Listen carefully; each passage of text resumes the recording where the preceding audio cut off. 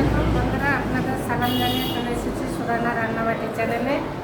তো বন্ধুরা, বড় ছেলে বাজারে গেছিল, বাজার থেকে এই মাছ, এটা কি মাছ, বাটা মাছ না মিটকে মাছ কে যেন,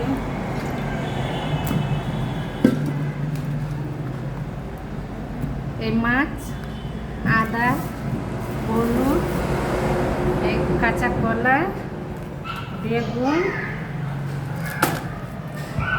ধনে পাতা, এই মটরশুঁটি, তারপরে এই পটল, সিম,